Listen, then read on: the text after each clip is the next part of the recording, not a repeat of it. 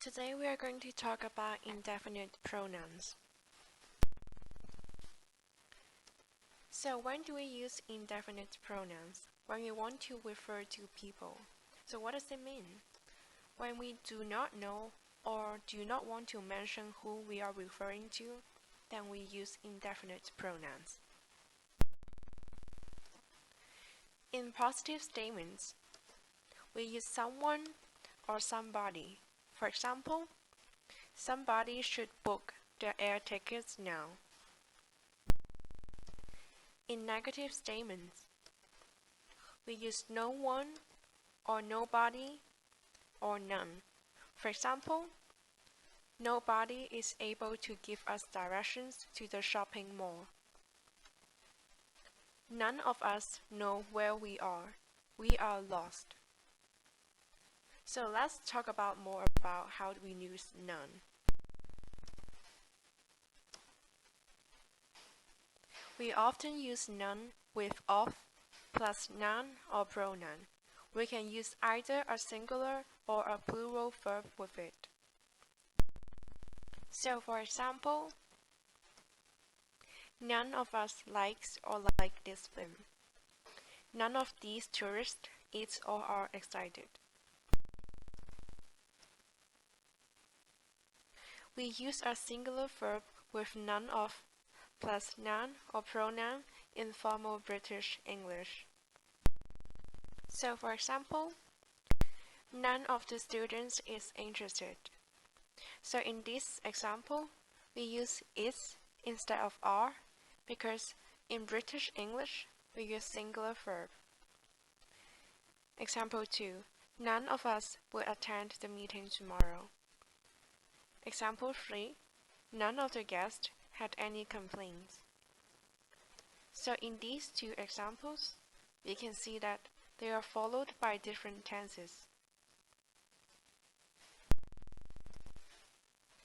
So for anyone or anybody, we can use it in positive statements, negative statements, and questions.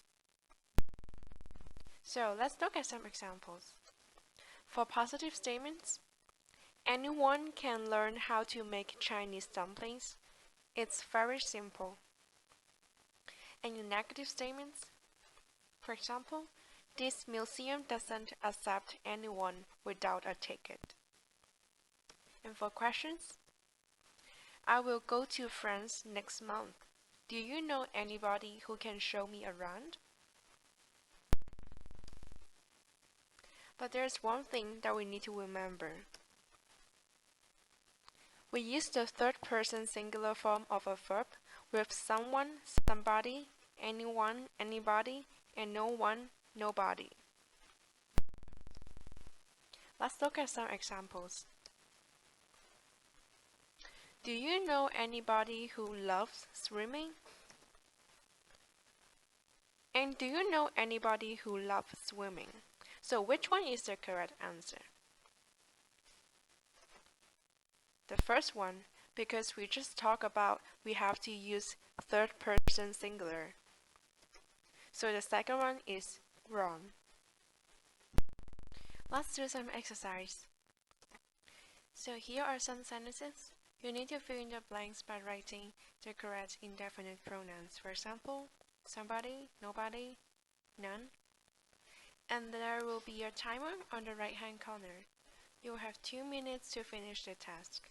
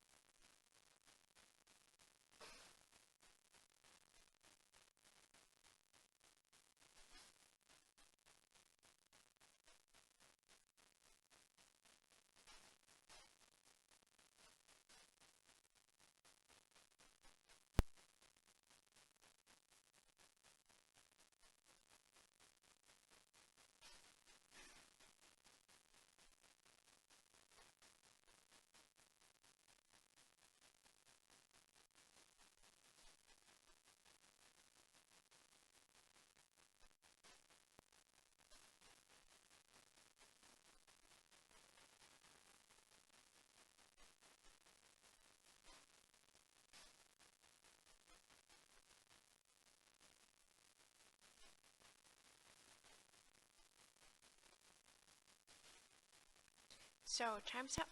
Let's look at the answers. First one, is anybody inside? May I come in?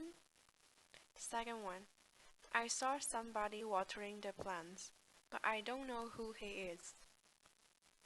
Number 3, nobody is allowed to leave early. Please remain in your seat. Number 4, none of the visitors is from Hong Kong. So some of you may ask, can I use nobody here or no one here? If you change the sentence to nobody is from Hong Kong, then here in this case you can use nobody. But because of the visitors in this sentence, so you have to use none in this sentence.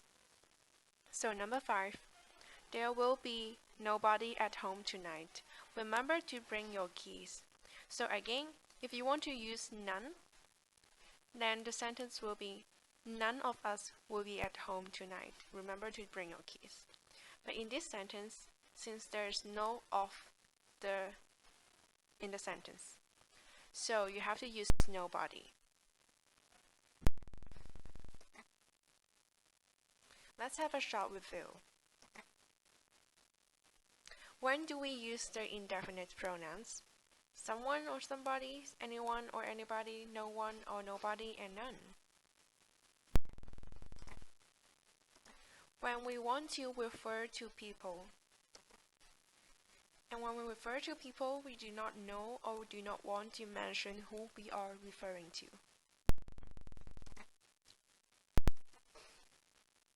So, someone or somebody, we use it in the positive statement.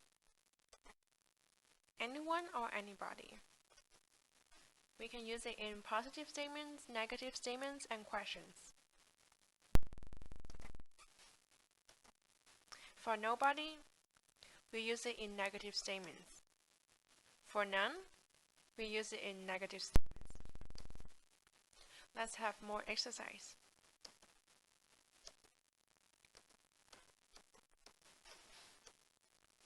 So you are writing an email to your best friend. Complete your email with the correct indefinite pronouns in the word box.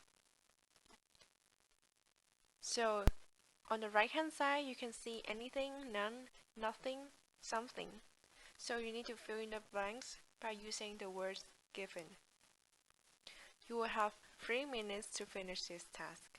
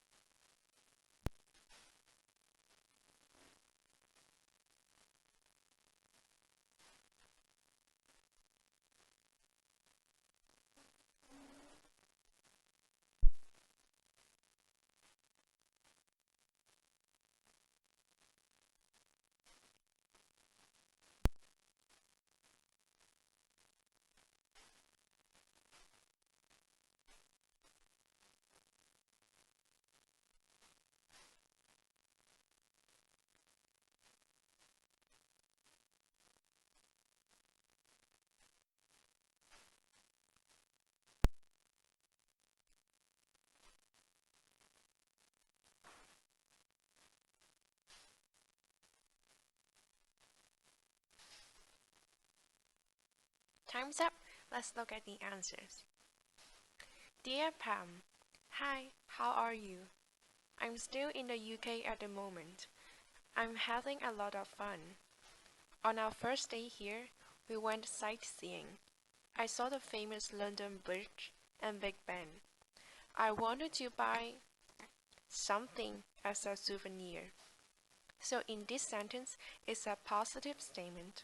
So we can choose between anything or something. So according to the context, we will choose something as the answer. So continue, but I couldn't find anything that I liked. So it's a negative statement, so we can choose between anything, none, or nothing. But according to the context, we choose anything.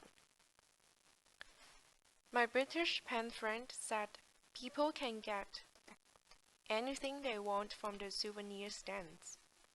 So again, in this sentence, it's a positive statement, so we can choose between anything or something. So according to the context, we choose anything here. Let's continue. Number 4, but none of them sold anything interesting. So in this case, we can only choose none as the answer because of them. I was quite happy that we found a little fish and chips shop for dinner though. Is there anything more classically British than fish and chips? So it is a question. So the answer is anything. So here's the second part of the email. You can see some words on the right hand side. You can use these words to fill in the blanks. Again, you will have 30 minutes to finish the task.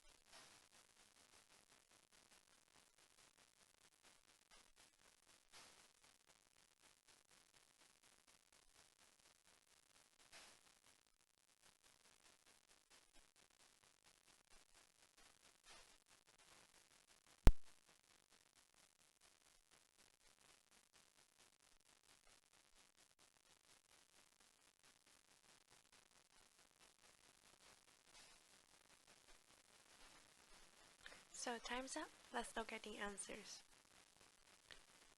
We did something quite different on the second day. It's a positive statement, so we can choose between anything or something. But according to the context, we choose something as the answer. We left London and went out into the country. First, we visited an old castle. I've never seen anything like it. So it's a negative statement, so we can choose between anything, none, or nothing. But according to the context, we choose anything.